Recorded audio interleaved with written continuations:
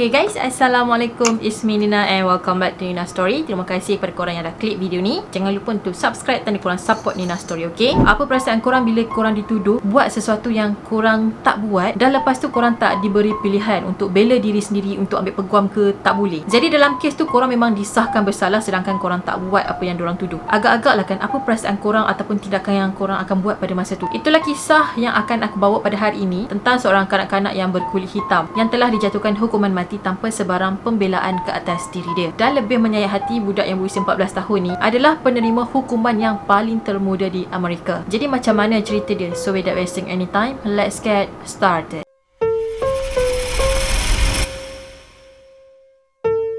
Kanak-kanak malang tadi berusia 14 tahun yang bernama Josh Tinney Jr. Ayah dia bernama Josh Tinney Sr. Manakala mak dia pula bernama Amy. Dia ada dua orang abang yang bernama John dan juga Charles. Dan dia juga mempunyai dua orang adik perempuan yang bernama Catherine dan juga Amy Ruffner. Ayah Josh bekerja dekat sebuah kilang papan. Manakala mak dia pula adalah seorang tukang masak dekat sebuah sekolah orang berkulit hitam. Bukan tu je, mak dan ayah dia juga ada membuat pendapatan sampingan macam tanam sayur-sayuran dan dorang ni ada jugalah menternak lembu. Jadi tugas Josh ni lah yang selalu heret lembu dia bawa pergi makan rumput apa semua. Family Josh ni memang semuanya berkulit hitam yang berasal dari American African. Jadi Josh dan juga keluarga dia menetap di sebuah kawasan di Alcolu, Carolina Selatan. Dan sebenarnya tempat tinggal dorang yang berkulit hitam dan juga orang yang berkulit putih ni telah diasingkan. So diorang punya penempatan ataupun perkampungan dorang tu dipisahkan dengan satu landasan kereta api. Jadi kejadian ni bermula pada 4 Mac pada tahun 1944. Pada masa tu ada dorang kanak-kanak yang berkulit putih yang bernama Betty June berusia 11 tahun dan adik dia bernama Mary Emma berusia 7 tahun. Dan dorang dua adik-beradik ni keluar nak mencari bunga. Dalam perjalanan dorang nak cari bunga dekat kawasan tu, diorang terjumpa Josh dengan adik perempuan dia. Jadi Josh dengan adik perempuan dia bernama Amy pada masa tu tengah jaga lembu peliharaan dorang. So Mary dengan adik dia pun stop kejap kat situ tanya Josh kat mana nak cari bunga ni ataupun bunga yang diorang nak tu lah. Tapi Josh kata dia tak tahu kat mana. And then dua beradik yang berkulit putih ni pun pergilah dari situ. Tak lama kemudian Betty dan Mary telah dilaporkan hilang sebab diorang tak balik langsung ke rumah. Seluruh penduduk kampung termasuk ayah George cuba mencari diorang berdua. And then selepas satu hari kehilangan dua beradik ni, mayat Betty dan Mary telah dijumpai dekat sebuah parit basah dan terdapat satu kesan hentakan dekat bahagian kepala diorang. Jadi diorang pun mencarilah bukti siapa yang buat dekat dua beradik ni. And then kecoh lah dekat kampung tu, kata Josh ni adalah orang terakhir yang dilihat bercakap dengan Mary dan juga Betty. Jadi bila si Josh ni dituduh sebagai orang terakhir bersama dengan Betty dan juga Mary, so secara automatik dia adalah suspek utama. Jadi bila pihak berkuasa tahu yang Josh ni adalah orang terakhir dilihat bersama diorang berdua tadi, pegawai berkuasa ni pun datanglah ke rumah dia untuk siasat. So semasa soal siasat diorang dengan Josh telah disiasat selama berjam-jam. Dan pada masa yang sama dia langsung tak dibenarkan untuk berjumpa dengan parents dia. Bukan tu je, dia tak dibenarkan untuk menggunakan peguam bela ataupun mana-mana saksi. Ada juga sumber yang mengatakan yang Josh ni sebenarnya ada peguam, tapi peguam dia tak boleh bawa bukti yang kukuh untuk selamatkan dia dari pertuduhan. Tapi bila difikir balik, adik dia si Amy yang ada dengan dia pada hari tu kan boleh dijadikan sebagai saksi. Jadi Amy mestilah tahu sama ada abang dia memang buat benda tu ataupun tak. Lepas tu polis keluar statement, dia kata yang Josh ni memang ada niat nak bunuh diorang berdua. Dan yang paling worst tu, dia kata Josh ni sebenarnya ada niat untuk melakukan hubungan badan dengan salah seorang adik-beradik tadi. Tapi disebabkan rancangan dia tu tak berjaya, dia nekat untuk hapuskan diorang berdua untuk pengetahuan korang. Kalau ikut undang-undang pada zaman tu, pada tahun tu, remaja yang berusia 14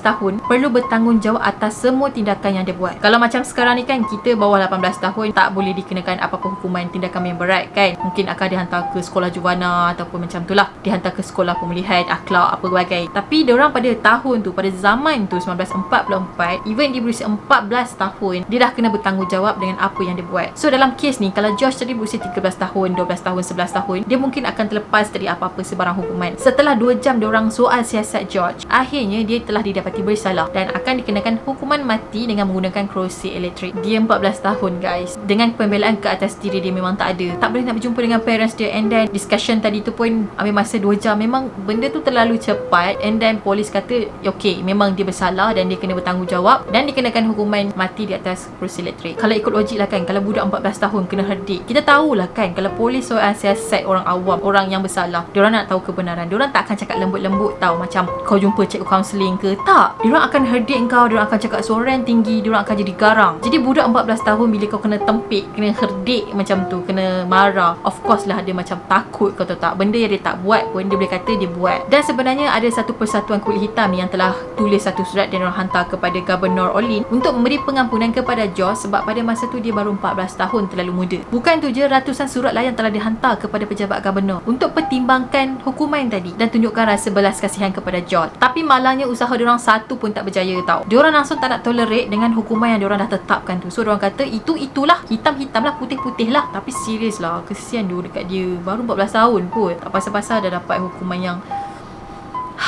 diorang ni langsung tak ada hati perut. Kawan satu gel dengan George yang bernama Johnny, dia kata George ni seorang yang happening. Dia suka menyanyi, and then kadang-kadang tu dia suka sorok-sorok atas katil. George juga dia pernah tanya dekat Johnny tau macam ni. Dia tanya, Johnny, kenapa aku kena bunuh atas sesuatu yang aku tak buat? Kenapa? Korang boleh bayang tak perasaan dia pada masa tu yang kena tunggu hukuman mati atas kesalahan yang memang dia langsung tak buat. Allah, sedih tu.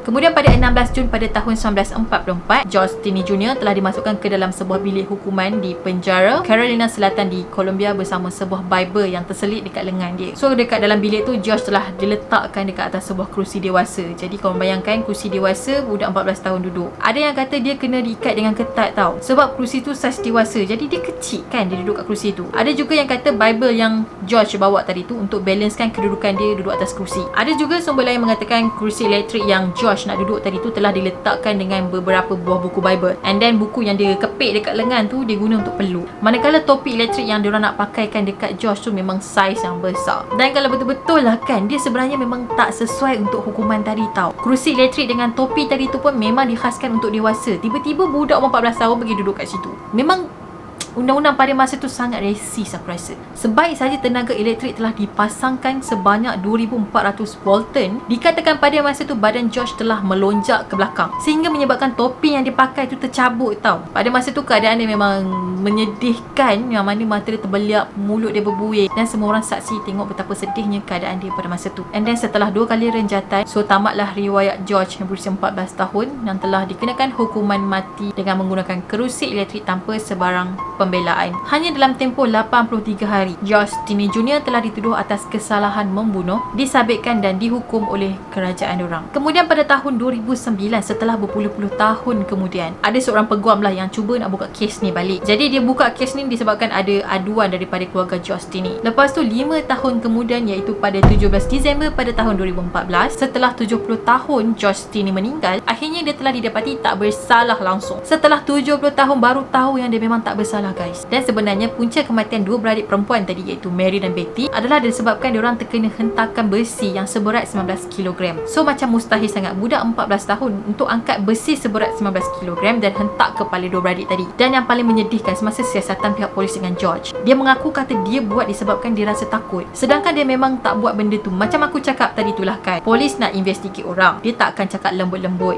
macam mana kejadian tu terjadi, awak buat apa dekat situ. Dia tak akan cakap macam tu tau. Dia akan herdik korang, dia akan cakap suara yang tinggi, dia akan tunjukkan dia punya garang lah supaya kita akan buka lah cerita kan. So mungkin pada masa tu disebabkan George ni budak kulit hitam, so maybe polis tu paksa untuk dia mengaku tau. Jadi bila orang paksa dia, nak tak nak dia tak ada choice, dia takut, so dia pun mengaku lah, okay saya buat. Jadi bila polis dengar kata okay dia mengaku, settle lah masalah. Sedangkan dia tak buat apa-apa langsung ke atas 2 beradik tu. Cuma pada masa tu dia telah menjadi mangsa keadaan disebabkan dia bangsa berkulit hitam.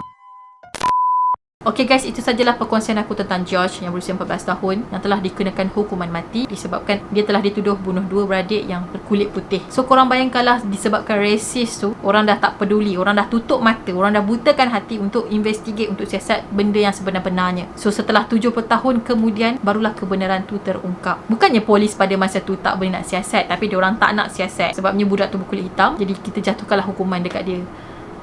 Kesian. Dan kita akan jumpa lagi in next video. Bye. Assalamualaikum.